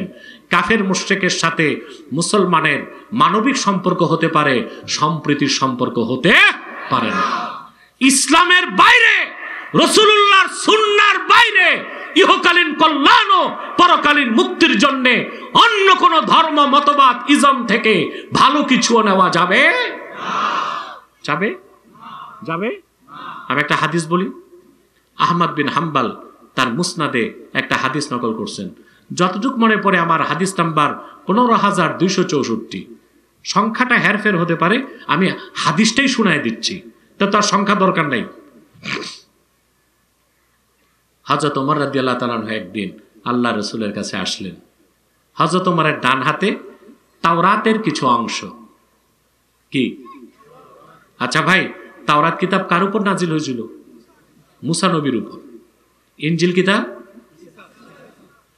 এখন পৃথিবীতে তাওরাতও নাই, ইনজিলও নাই, আছে ওল্ড টেস্টামেন্ট, নিউ টেস্টামেন্ট, যেটাকে বাইবেল বলা হয়। এটার সাথে মুসার উপর নাজিল হওয়া তাওরাত আর ঈসার উপর নাজিল হওয়া ইনজিলের কোনো সম্পর্ক নাই। আপনি যদি দূরবীন দিয়েও খুঁজেন ওল্ড টেস্টামেন্ট, নিউ টেস্টামেন্টে আল্লাহর কথার একটা শব্দ খুঁজে পাবেন না। বরং old testament, new testament, Bible যেটা আছে, এটার কিছুই বিশ্বাস করার সুযোগ নাই, আপনার ঈমান নষ্ট হয়ে যাবে। যেমন ওল্ড টেস্টামেন্টে একটা কথা আছে, ওল্ড টেস্টামেন্টে, ইহুদিদের ওল্ড টেস্টামেন্টে লূত আলাইহিস সালাম তার মেয়েদের সাথে সহবাস করতেন। নাউজুবিল্লাহ। এইটা পড়লেও তো ঈমান যাবে, কথা বলেন। এই কথা আছে কই? Old testament. নিউ টেস্টামেন্ট বাইবেলে আছে মরিয়মের বাগদত্তা ছিল, বাগদত্তা মানে পুরা স্বামী না, মোটামুটি স্বামী হবে, একে বলা হয় বাগদত্তা। কি বলা হয়? আর ওই বাগদত্তার ঘরে ঈসা জন্ম নিছে। তাহলে হযরত ঈসা আলাইহিস সালামের উপর কত বড় কলঙ্ক লেপন করছে এবং মরিয়মের চরিত্রে আঘাত করছে, এই হচ্ছে বাইবেলে আছে। তারপর বাইবেলে আছে থিওরি অফ ক্রুসিফিকেশন, যে ঈসাকে শুলবিদ্ধ করে হত্যা করা হয়েছে। কোরআন বলে না ঈসাকে আল্লাহ আকাশে উঠায় নিয়েছেন। তাহলে এই old testament, new testament, Bible, এর সাথে তাওরাত বা ইনজিলের সম্পর্ক আছে? বরং ওল্ড টেস্টামেন্ট, নিউ টেস্টামেন্ট পড়ার চেয়ে বেশি উপকৃত হবেন আপনি শেক্সপিয়রের নাটকের বই পড়লে, কারণ ওইটা পড়লে ঈমান যাবে না, আর এইটা পড়লে ঈমান যাবে। আর শেক্সপিয়রের নাটক পড়লে ইহুদিদের চরিত্রগুলো বুঝতে পারবেন। শেক্সপিয়রকে ইহুদিরা দেখতে পারতো না। ব্রিটেনের সেরা লেখক শেক্সপিয়র তার নাটকগুলোতে, তার লেখাগুলোতে ইহুদিদের বদমাশি আর লাম্পট্য তুলে ধরছে। যাক, আবার আপনারা আজকে যে শেক্সপিয়রের বই কিনেন না, আমি বলছি যে ঘুম যদি না আসে তো বাইবেল না পড়া শেক্সপিয়রের নাটক পড়লে কি হবে? নিরাপদ থাকবেন। কথা বুঝাইতে পারি না, না বুঝে তো আবার আপনারা বেহুশ হয়ে যান, সমস্যা করে। প্রিয় ভাইরা, কথা শুনতেছেন? হযরত ওমরের হাতে তাওরাতের অংশ। আল্লাহর হাবিব বললেন, ওমর তোমার হাতে কি? তিনি বললেন, ইয়া রাসূলুল্লাহ, ইয়া হাবিবাল্লাহ, বনু কুরাইজাতে আমার এক ইহুদি ভাই আছে, সে তাওরাতের মূল বক্তব্য আমাকে লিখে দিয়েছে। কথাটি শোনার সঙ্গে সঙ্গে আল্লাহর হাবিব এত বেশি রাগান্বিত হলেন, ওনার নূরের চেহারায় রাগ প্রকাশ পেল। হাদিসের রাবী বলেন, আমি ওমরকে বললাম, ওমর, আলা তারা বিওয়াজহি রাসূলিল্লাহ সাল্লাল্লাহু আলাইহি ওয়াসাল্লাম, তোমার বক্তব্যে রাসূলুল্লাহ কতটুক নারাজ, তুমি কি তা দেখো না? হযরত ওমর যখন টের পেলেন, আল্লাহর হাবিবের সামনে হাঁটু গেড়ে বসে গেলেন আর পড়তে লাগলেন, রাদিতু বিল্লাহি রাব্বা ওয়া বিল ইসলামি দীনা ওয়া বি মুহাম্মাদিন সাল্লাল্লাহু আলাইহি ওয়াসাল্লাম রাসূলা। আল্লাহু আকবার। সঙ্গে সঙ্গে আল্লাহর হাবিবের রাগ চলে গেল। তারপর আল্লাহর হাবিব একটা কথা বললেন, ফেঞ্চুগঞ্জের মুসলমান, কথাটা হৃদয়ের পাতায় লিখে নাও, মৃত্যু পর্যন্ত ভুলতে পারবা না। আল্লাহর হাবিব বললেন, শোনো সাহাবীরা, লাউ আসবাহা ফিকুম মূসা আলাইহিস সালাম সুম্মাত্তাবাতুমুহু ওয়া তারাকতুমুনি লাদালালতুম। যদি তোমাদের মাঝে এখনো মূসা বেঁচে থাকতো আর তোমরা যদি আমার অনুসরণ না করে মূসার অনুসরণ করতা, তোমরা সব পথভ্রষ্ট হয়ে যেতা। আরেক বর্ণনা এসেছে, রাসূলুল্লাহ বলেছেন, যদি এখনো মূসা বেঁচে থাকতো, আমি মুহাম্মদ সাল্লাল্লাহু আলাইহি সাল্লামের অনুসরণ ছাড়া মূসারও মুক্তির কোনো ব্যবস্থা থাকতো না। আমি আপনাদের কাছে প্রশ্ন করি, যদি ইসলাম গ্রহণ করার পরে আল্লাহর হাবিব মুহাম্মদ সাল্লাল্লাহু আলাইহি ওয়াসাল্লামের রেখে যাওয়া দ্বীন ইসলাম আর সুন্নতের বাইরে নবী মূসার কিছু নেওয়া না যায়, নবী ঈসার কিছু নেওয়া না যায়, তাওরাতের কিছু নেওয়া না যায়, ইনজিলের কিছু নেওয়া না যায়, তাহলে অন্য কোনো মতাদর্শ, মতবাদ, ধর্ম থেকে, মতবাদ থেকে কোনো কিছু নেওয়া যাবে কিনা বলেন? সুযোগ সুযোগ আল্লাহ স্পষ্ট করে দিয়েছেন। সুবহানাল্লাহ, আল্লাহ তাআলা স্পষ্ট করে দিয়েছেন, কুল ইন কুনতুম তুহিব্বুনাল্লাহ ফাত্তাবিউনি ইউহিব্বুকুমুল্লাহ। মুহাম্মদ সাল্লাল্লাহু আলাইহি ওয়াসাল্লাম, আপনি বলুন, যদি তোমরা আল্লাহকে ভালোবেসে থাকো আমার অনুসরণ করো। রাসূলুল্লাহর আনিত দ্বীন, ওনার দেখানো শরীয়ত সুন্নতের বাইরে যে চলবে সে মুসলমান হতে পারে না, আর যে বিরোধিতা করবে সে মুসলমান তো না, বরং কাফের। এটা আল্লাহ পরের আয়াতে বলে দিয়েছেন। আল্লাহ রাব্বুল আলামিন বলেন, কুল আতিউল্লাহ ওয়ার রাসূল। মুহাম্মদ সাল্লাল্লাহু আলাইহি ওয়াসাল্লাম, আপনি বলুন, তোমরা আল্লাহর আনুগত্য করো, তার রাসূলের আনুগত্য করো। ফাইন তাওয়াল্লাও, আল্লাহ বলে দিয়েছেন, যদি এই আনুগত্য থেকে তারা মুখ ফিরায় নেয়, ফা ইন্নাল্লাহা লা ইউহিব্বুল কাফিরিন, তারা কাফের, আর আল্লাহ কাফেরদেরকে ভালোবাসেন না। কথাগুলো বুঝে আসলো? রাসূলুল্লাহর আনুগত্য অনুসরণটা ঐচ্ছিক না আবশ্যিক? জোরে বলেন, ঐচ্ছিক না আবশ্যিক? আপনাকে মুসলমান হতে হলে রাসূলুল্লাহর আনিত দ্বীনকে পুরা বিশ্বাস করতে হবে, ওনার উপর নাজিল হওয়া কোরআন পুরা বিশ্বাস করতে হবে, ওনার দেখানো সুন্নাহ পুরা বিশ্বাস করতে হবে। যতটুকু পারেন আমল করবেন, কিন্তু বিশ্বাসের ক্ষেত্রে কোনো ছাড় নাই। আমলের ক্ষেত্রে আল্লাহ হয়তো বা মাফ করবেন, আপনি পুরাপুরি আমল করতে পারেন নাই, সেটা মাফ পেতে পারেন, কিন্তু যদি সন্দেহ করেন, অস্বীকার করেন, আপনি মুসলমান হতে পারবেন না। কথাগুলো বুঝাতে পারলাম? আল্লাহ রসুল সাল্লাল্লাহু আলাইহি সাল্লামের সামান্যতম বিরোধিতাকারী মুসলমান হতে পারে না, কাফের হয়ে যায়। কোরআন কারিমে আল্লাহ তাআলা বলেন, ফালা ওয়া রাব্বিকা লা ইউমিনুনা হাত্তা ইউহাক্কিমুকা ফীমা শাজারা বাইনাহুম সুম্মা লা ইয়াজিদু ফি আনফুসিহিম হারাজাম মিম্মা কাদাইতা ওয়া ইউসাল্লিমু তাসলিমা। আল্লাহ রাব্বুল আলামিন কোরআন কারীমে কসম করে বলেন, ফালা ওয়া রাব্বিক, মুহাম্মদ সাল্লাল্লাহু আলাইহি সাল্লাম, আপনার রবের কসম, যতক্ষণ পর্যন্ত ঈমানদারদের মধ্যে সৃষ্ট বিরোধের ক্ষেত্রে তারা আপনি মুহাম্মদ সাল্লাল্লাহু আলাইহি সাল্লামের ফয়সালা বা সিদ্ধান্তকে সন্তুষ্ট চিত্তে মেনে না নিবে, আমি আল্লাহ কসম করে বলি তারা মুসলমান হতে পারবে না। আল্লাহ ও তার হাবিব মুহাম্মদ সাল্লাল্লাহু আলাইহি ওয়াসাল্লাম যা কিছু সিদ্ধান্ত দিয়েছেন, ফয়সালা দিয়েছেন, বলেছেন, সব ধারণ করে কোরআন আর সুন্নাহ। সে কোরআনকে বিশ্বাস করতে হবে, সুন্নাহকে বিশ্বাস করতে হবে, কোরআন সুন্নাহ মোতাবেক চলতে হবে। ঠিক কিনা বলেন? বিশ্বাসের ক্ষেত্রে এক জাররা পরিমাণ যার সন্দেহ থাকবে সে মুসলমান হইতে পারে না। আমলের ক্ষেত্রে যার ঘাটতি থাকবে সে মুসলিম, তার হালকা পাতলা পানিশমেন্ট হবে, কিন্তু সে কাফের হবে না। কিন্তু বিশ্বাসে যার সামান্য সন্দেহ থাকবে সে কি? সে মুসলমান হতে পারে না। আমি কি কথাগুলো বুঝাতে পারলাম? আমরা কি একটা মেসেজ পেলাম? কথা বলে না? হৃদয় লালন করব, জীবনভর মনে রাখবো। মুসলমান হওয়ার পর আল্লাহ তার রাসূলের সিদ্ধান্তের বাইরে কোনো সিদ্ধান্ত গ্রহণের সুযোগ নাই। আছে? ভালো করে বুঝেন, খুব ভালো করে বুঝেন। আপনারা এগুলো শোনেন, বুঝেন, আমল করেন না। আল্লাহ রাব্বুল আলামিন কোরআন কারীমে বলেন, মা কানা লিমুমিনিন ওয়ালা মুমিনাতিন ইযা কাদাল্লাহু ওয়া রাসূলুহু আমরান আইয়াকুনা লাহুমুল খিয়ারাতু মিন আমরিহিম ওয়া মান ইয়াসিল্লাহা ওয়া রাসূলাহু ফাকাদ দাল্লা দালালাম মুবিনা।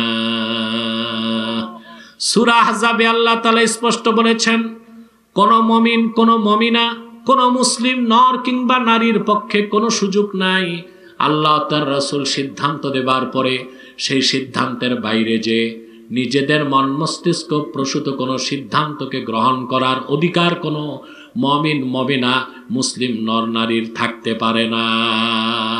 পারে? আল্লাহ তার রাসূল মুহাম্মদ সাল্লাল্লাহু আলাইহি ওয়াসাল্লাম যে সিদ্ধান্ত দিয়েছেন ১৫০০ বছর আগে, অর্থাৎ কোরআনের সিদ্ধান্ত, হাদিসের সিদ্ধান্ত, ওর বাইরে যে আপনি সিদ্ধান্ত নিতে পারবেন? কথা বলে না। মুসলমান থাকতে পারবেন? যদি পার্লামেন্টে বিল পাস করেন কোরআন সুন্নাহর সিদ্ধান্তের বিপক্ষে যায়, ওই সিদ্ধান্ত মানা যাবে? আমরা তো সংস্কার, আমি কোনটা চাইছি, আমার কথাটা কেউ বুঝতে চায় নাই। আপনারা কি সংস্কার করছেন দেখছেন আপনারা। 15 মাস চলে গেছে, শোনা যাচ্ছে তফসিল ঘোষণা হচ্ছে। হয়ে গেছে কিনা জানি না, হচ্ছে, এখনো হয় নাই। কবে হবে আল্লাহ ভালো জানেন। নির্বাচন ঠিকঠাক মতো হবে কিনা তাও আমরা জানি না, ওইটা আল্লাহ তাআলাই ভালো জানেন। কারণ দেশি বিদেশি চক্রগুলো বাংলাদেশের পরিস্থিতিকে সিভিল ওয়ার, গৃহযুদ্ধের দিকে নিয়ে যাবার চেষ্টা করছে। আমরা যদি ঐক্যবদ্ধ না হতে পারি, আমরা কিন্তু শুধু দেশ হারাবো না, জাতিসত্তাও আমাদের বিলীন হয়ে যাবে। প্রিয় ভাইরা, কথা শুনতেছেন? এখন মনে করেন সংস্কার হয়েছে কিছু, কথা বলেন। 9 মাস বসছে ঐক্য মৈত্য কমিশনে। কয় মাস? 9 মাস। 9 মাস বসে 88টা বিষয়ে একমত হয়েছে। কয়টা বিষয়? 44টা বিষয় পয়েন্ট অফ ডিসেন্ট একমত হইতে পারে নাই। আরে বাবা, 54 লাখ টাকার চা বিস্কুট খাইছো 9 মাসের মিটিং এ, কিছুই তো করতে পারলা না। কোনো সংস্কার লাগবে না, শুধু একটা সংস্কার করো, সংবিধানের উপরে লিখে দাও বাংলাদেশের সংবিধানের মূল উৎস হবে আল কোরআন এবং সুন্নাহ। আর কোনো সংস্কার লাগবে না। শহীদ প্রেসিডেন্ট জিয়াউর রহমানকে আমি দোয়া করি, একটাই কারণ, তারে তো আমি চোখেও দেখিনি। একটাই কারণ, ৭৭ সালে গণভোটের মাধ্যমে 19 দফা দাবির পক্ষে গণভোট নিয়েছিলেন জিয়াউর রহমান।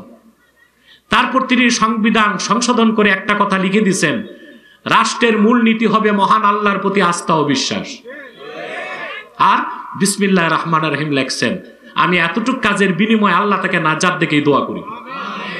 তা আমরা এত আলেম ওলামা, পীর মাশায়েখ ছিলাম, ইসলামী রাজনৈতিক দল ছিল, বিএনপি ছিল, অন্যান্য দল ছিল, এনসিপি ছিল, আমরা একটা সংস্কার করলেই পারতাম যে আমাদের সংবিধানে থাকবে যে বাংলাদেশ সংবিধানের মূল উৎস হবে কোরআন ও সুন্নাহ। কোরআন সুন্নাহ বিরোধী কোনো আইন কোনোদিন সংসদে পাস হবে না। তাহলে সংস্কার হয়ে যেত। এর চেয়ে বড় কোনো সংস্কার আর হতো না, ঠিক কিনা ভাই? তাহলে কোরআন সুন্নাহর সিদ্ধান্তের বাইরে গেলে মুসলমান থাকা যাবে? শুধু বাংলাদেশ পার্লামেন্ট না, সারা দুনিয়ার সব পার্লামেন্ট মিলে যদি কোনো বিল পাস করে যেটা কোরআন সুন্নাহর সিদ্ধান্তের বাইরে, কোনো মুসলমান তা মানতে পারে না। আল্লাহ রাব্বুল আলামিন 32 নম্বর আয়াতে বলে দিয়েছেন, কুল আতিউল্লাহ ওয়ার রাসূল ফাইন তাওয়াল্লাউ ফাইন্নাল্লাহা লা ইউহিব্বুল কাফিরিন।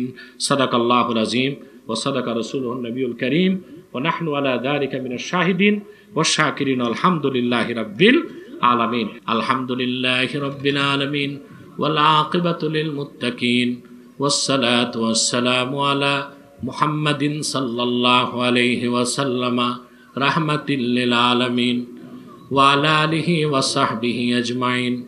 আয় আল্লাহ তাআলা, বাগমারা ইসলামী যুব সংঘের উদ্যোগে আয়োজিত আজকের 22তম বার্ষিক ইসলামী সুন্নি মহাসম্মেলনে তোমার হাজার হাজার নেককার বান্দা, পর্দার আড়ালের মা বোন নিয়ে হাত তুলেছি। এতগুলো মানুষের মধ্যে যার দুটো হাত তোমার ভালো লাগে আল্লাহ, তার দুটো হাতের বিনিময়ে আমাদের জিন্দেগির সব গুনাহ মাফ করে দাও। হৃদয়ের গভীর থেকে দোয়া করি আল্লাহ, তোমার আখিরি নবী নূর নবীজি আমার মুহাম্মদ মুস্তাফা সাল্লাল্লাহু আলাইহি ওয়াসাল্লাম আজ থেকে ১৫০০ বছর আগে দুনিয়ার থেকে বিদায় নিয়েছেন। হায়াতুন নবী হিসেবে জান্নাতুল ফেরদৌস রওজা মুবারকে বিশ্রাম নিয়েছেন। আল্লাহ জীবনে একবার তোমার আখিরি নবী নূর নবীজি আমার মুহাম্মদ মুস্তাফা সাল্লাল্লাহু আলাইহি ওয়াসাল্লামের জান্নাতুল ফেরদৌস রওজা মুবারকে উপস্থিত হয়ে গো আল্লাহ তোমার হাবিবের নূরের কদমে দরুদ ও সালামের হাদিয়া দেবার আগে আল্লাহ তুমি ডাক দিও না। আল্লাহ তাআলা একবার বা একাধিকবার যারা তোমার আখিরি নবী নূর নবীজি মুহাম্মদ মুস্তাফা সাল্লাল্লাহু আলাইহি ওয়াসাল্লামের নূরের শহর মদিনাতুল মুনাওয়ারায় যেতে পেরেছি, জীবনে বারবার তোমার আখিরি নবী নূর নবীজি আমার মুহাম্মদ মুস্তাফা সাল্লাল্লাহু আলাইহি ওয়াসাল্লামের নূরের শহর মদিনাতুল মুনাওয়ারা জিয়ারতের আগে তুমি ডাক দিও না। আল্লাহ তাআলা হৃদয়ের গভীর থেকে দোয়া করি আল্লাহ তোমার আখিরি নবী নূর নবীজি আমার মুহাম্মদ মুস্তাফা সাল্লাল্লাহু আলাইহি ওয়াসাল্লামের নূরের চেহারা মুবারক স্বপ্নে একবার দেখে গো আল্লাহ জান্নাত ওয়াজিব হবার আগে তুমি ডাক দিও না। আল্লাহ একবার বা একাধিকবার যারা তোমার আখিরি নবী নূর নবীজি আমার মুহাম্মদ মুস্তাফা সাল্লাল্লাহু আলাইহি ওয়াসাল্লামের নূরের চেহারা মুবারক স্বপ্নে দেখার সৌভাগ্য লাভ করেছে, জীবনে বারবার দেখার জন্যে তাদের কপালটা তুমি জান্নাতি কপাল বানায় দাও। আল্লাহ আমাদের অনেকের বাবা নাই, অনেকের মা নাই, অনেকের বাবা মা একজনও নাই।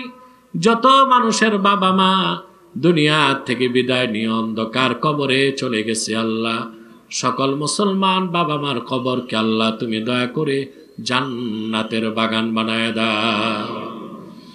আল্লাহ তাআলা পর্দার আড়ালে আমার মা বোন যারা হাত তুলে বসে আছেন তাদের মনের দুঃখ কষ্টগুলো দূর করে দাও, আর তাদের প্রত্যেককে একটি সোনার সংসার হাদিয়া করে দাও রব্বুল আলামিন। ফেঞ্চুগঞ্জের আমার কলিজার টুকরা যুবকগুলোরে তোমার হাতে তুলে দিলাম, প্রত্যেক যুবককে খাঁটি ইমানদার বানায় দাও, সহিহ আকীদার ধারক বানায় দাও, আহলুস সুন্নাহ ওয়াল জামাতের অনুসারী বানায় দাও, খাতমে নবুয়ত আন্দোলনের সৈনিক বানায় দাও, নামাজি বানায় দাও, চরিত্রবান বানায় দাও। আমার যে যুবকটা বেকার আছে তারে কর্ম দাও, যে যুবকের ব্যবসা আছে ব্যবসায় বারাকা দাও, যে যুবকটা বিদেশ যেতে চায় তার স্বপ্ন পূরণ করে দাও। আল্লাহ আমাদের মুশকিলাতকে আসান করে দাও, নেক হাজাত ও চাহাতকে কবুল করে নাও। ভাইয়ের আমার একটি মিনিট সময় ছেড়ে দিলাম, চক্ষুটা বন্ধ করুন, দিলটা নরম করুন, মাথাটা নত করুন। আল্লাহর আখিরি নবী নূর নবীজি আমার মুহাম্মদ মুস্তাফা সাল্লাল্লাহু আলাইহি ওয়াসাল্লামের ওসিলা ধরে আল্লাহর কাছে চান, যা চাইবেন তাই পেয়ে যাবেন। যদি পারেন সারা জীবনের গুনার কথা মনে করে মুনাজাত একটু আত্মসমর্পণ করুন, আল্লাহর কাছে 2 ফোঁটা চোখের পানি ছেড়ে দিন।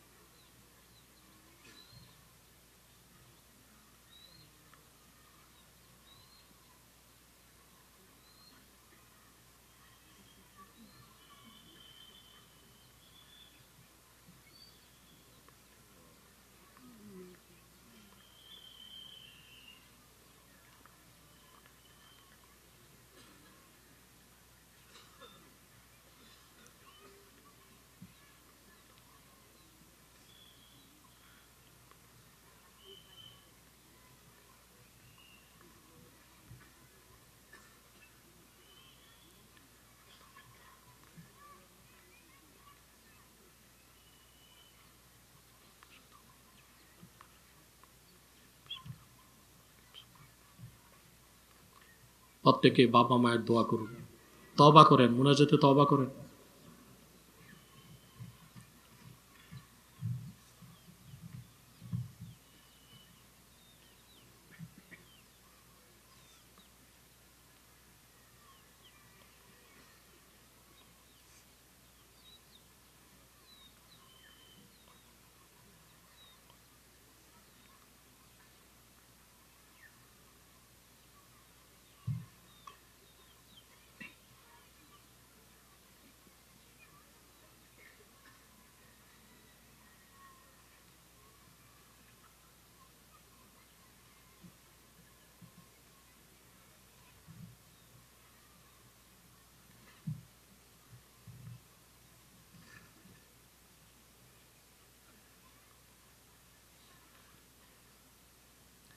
اللهم إنا نتوسل إليك بوسيلة حبيبك المحترم نبيك الخاتم سيدنا وسيد الأبرار نبينا ونبي الأنبياء محمد بن عبد الله نبي الله رسول الله صلى الله عليه وسلم الذي أكملت به قصر النبوة وحكمت لا نبي بعده وأعلنت في القرآن بالبرهان أن محمدا صلى الله عليه وسلم خاتم النبيين والمرسلين قبل 1500 سنة وصلى الله تعالى على خير خلقه نبينا محمد نور الله وعلى آله وصحبه أجمعين برحمتك يا أرحم الراحمين.